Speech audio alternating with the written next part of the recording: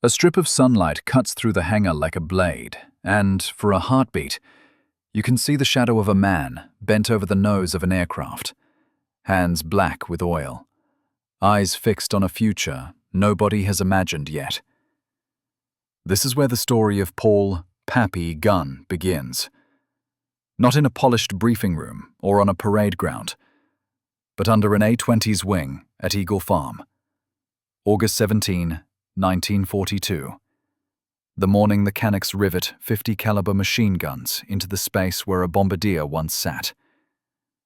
And an idea that looks desperate on paper becomes, in the hands of driven people, something lethal and decisive. Gunn is 43, 2 decades of service behind him, a family ripped apart, and trapped in Santo Tomas, Manila, and a theater where Allied bombers are being eaten alive by an enemy that moves men and material across New Guinea with impunity.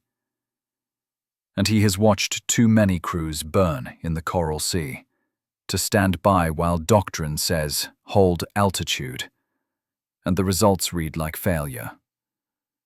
So he asks a question that sounds insane until he proves it. What if you stop trying to drop death from the clouds and instead fly like a predator across the waves, putting everything forward? Guns that swing the balance of an aircraft, and a tactic that will force the sea to cough up its cargo. The math is ugly. 4 30-caliber guns are no match for ship plating. But 4 50s firing straight ahead become a chainsaw of steel at 1,000 yards.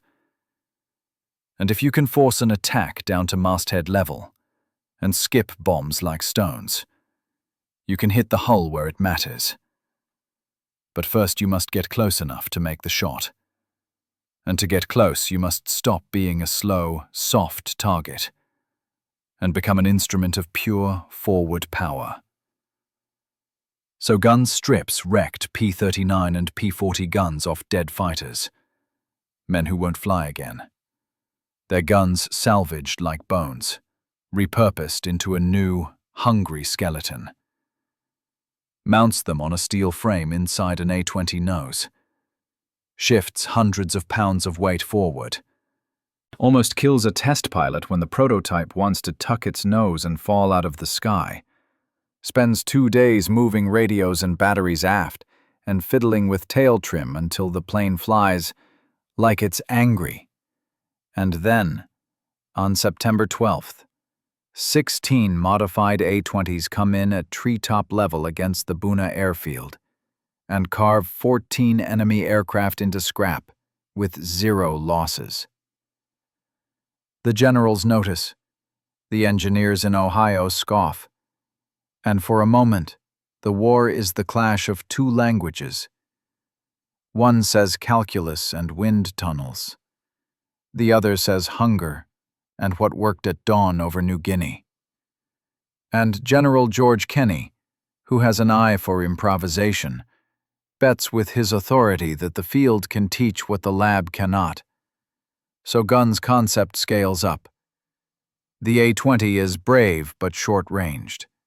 The B-25 Mitchell offers more fuel, more payload, and room for more guns. And Gunn turns a bomber into something the naval commanders understand instinctively: a commerce destroyer with teeth. First by mating 4 50s to the nose where the bombardier used to sit, then by bolting cheek packs, rotating the dorsal turret forward, and eventually bulking the forward armament to 10, then 14 guns, 200 pounds of lead per second. A fusillade that leaves a ship's deck a ragged, smoking ruin before the enemy commander has time to blink. The conversion process is itself a small war, a factory sprint in Australia, where the 81st Air Depot Group runs 18-hour shifts to ready 30 strafers. Then a bureaucratic war with engineers in the United States who write formal messages saying the thing won't fly. Then a shove from Kenney into the face of orthodoxy. 12 converted B-25s have just annihilated an enemy convoy in the Bismarck Sea, he wires back. And suddenly the skeptics are standing in a factory in Long Beach, listening to Gunn explain that the muzzle blast will peel aluminum, but blast tubes and reinforced skins will fix that. That the center of gravity can be solved if you know where to move the radios and the batteries. But the only test that matters is whether the ship stops moving. The moment of reckoning comes in early March 1943, when Allied codebreakers in Melbourne decrypt Japanese orders. When a convoy carrying nearly 7,000 troops and escorted by 8 destroyers leaves Rabaul and slides south into the Bismarck Sea, under the illusion of weather's protection. And the 5th Air Force puts Gunn's radical answer into motion. A massive, combined strike of B-17s, forcing defenders to look up, P-38s and RAAF fighters to keep the skies honest, and 12 B-25 strafers arriving at wave-top height like a living blade. 12 planes, 14 guns each. A 300-yard wall of fire. The result is unsparing. Transports burn. Magazines detonate. Decks become sieves. Men jump into the sea in full kit and are swallowed by weight and oil. Destroyers cripple and founder under bombardment, while the A-20 Havocs finish off those clinging to life in the water. And by sunset, the convoy that the Japanese thought would reinforce their foothold into New Guinea is a scattered, sinking ruin. 8 transports lost, 4 destroyers sunk. Fewer than 1,700 troops reach their destination. The rest die in a 3-day inferno. When the smoke clears, history records losses: 4 Allied planes, 13 aircrew killed, and calls it a turning point. MacArthur and Kenny view it as proof that a theater of war can be reshaped by invention and audacity, rather than doctrine alone. And North American Aviation, pressed by Arnold's direct order and Gunn's practical blueprints, produces a factory line of strafers. B-25G with a 75mm M4 cannon and half a dozen 50s in the nose. B-25H with improved recoil and more guns. And eventually, the B-25J with up to 18 forward-firing 50s. Thousands of aircraft that will stalk Japanese coasts and turn supply routes into death traps. But the story is not only aluminium and ammunition. It is a human arc of cost and devotion. Gunn's wife and 4 children, living for months in Santo Tomas internment camp. The precise point of his obstinate urgency. The reason he keeps stepping into danger. He flies sortie after sortie, sometimes against medical advice. And every mission is threaded through the fear that he might get 1 step closer to Manila, and then too late. But his inventions have teeth, and the theater changes. Strafers sink barges by the dozens, destroy coastal logistics, reduce the Japanese ability to move men and material under cover of night. And by late 1943, they are called by the enemy a single, terrible name: Black Death, because they arrive low and fast, and leave decks streaming flame and twisted steel. The tactics evolve: skip bombing at minimum altitude, searchlights from PT boats, radar assists for night strikes, napalm and rockets, parafrag bombs that let crews throw an explosive precisely and walk away. And Gunn's field modifications turn into production doctrine, into 1,000-plane runs where coordinated strikes see hundreds of hulls punched like holes in paper. And while the Air Force squabbles about whether this is innovation or mere improvisation, the dead and the saved answer the question with flesh and wreckage. Gunn's life after choice engagement is its own kind of mission. North American takes his sketches and makes them into production drawings, and he flies to Long Beach to teach factory men what a mechanic learns by wrestling with a plane in a humid Australian hangar. The engineers ask for calculations and wind tunnels, and gun crews ask for blast tubes and reinforced skins. And Gunn gives them the world he constructed under pressure and in the dark. And by May 1943, the first factory B-25G rolls off the line. A stark nose housing a 75mm cannon that slams the airframe like a battering ram when fired, and a cluster of heavy machine guns that spit death in a forward cone. And the United States builds thousands of these machines, thousands of converted Mitchells that will haunt harbors and convoys across the Pacific. Yet war is not only innovation and victory, it is also injury and consequence. Gunn flies until a Japanese raid catches him at an airfield in late 1944. Shrapnel tears his leg and shoulder. Surgeons tell him to rest, to consider retirement. But he trips back into combat as soon as Manila is wrested from the enemy.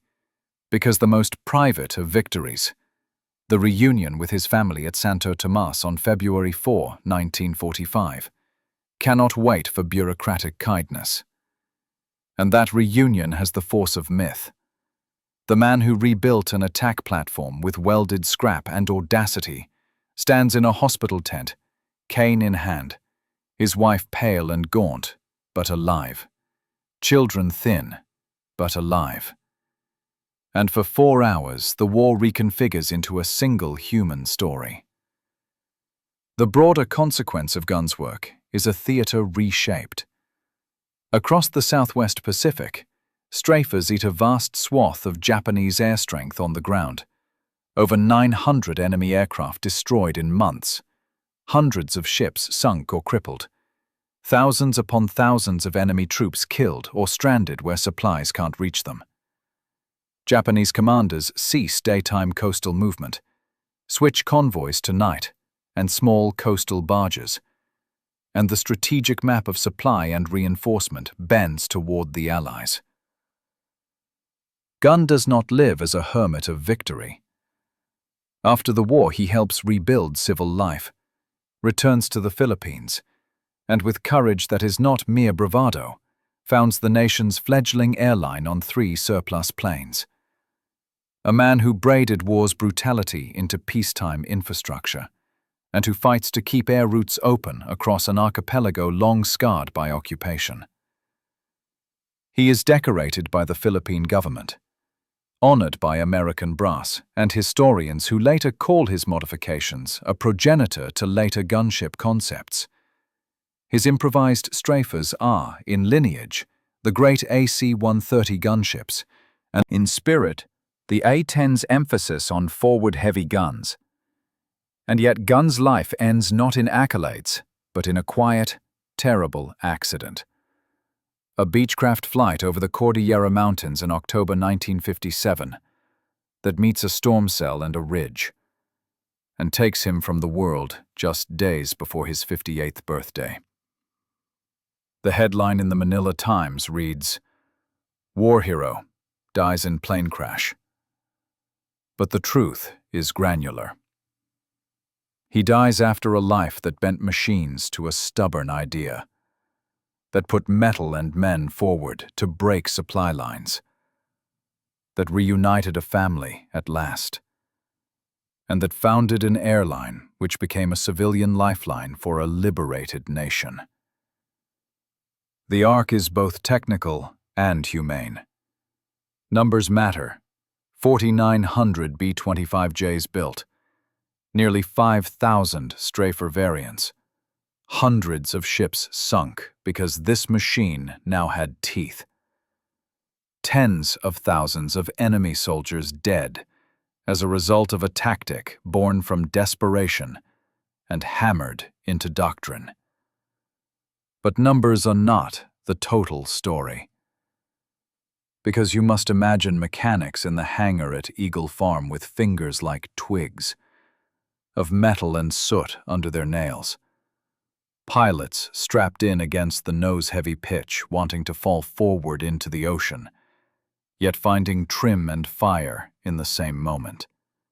And families who starved and sickened in camps, until a man with grease on his hands flew low enough to put an end to siege and supply. And there is a lesson that reaches beyond the Pacific. When doctrine ossifies and probability calcifies into an excuse, improvised courage and simple mechanical insight can overturn an entire axis of military power. Because war is not only numbers in a ledger, but also the small acts that change probability. Gunn moved guns forward and changed the calculus of convoy defense, forcing admirals to recalculate routes and turning what had been safe oceans into hunting grounds.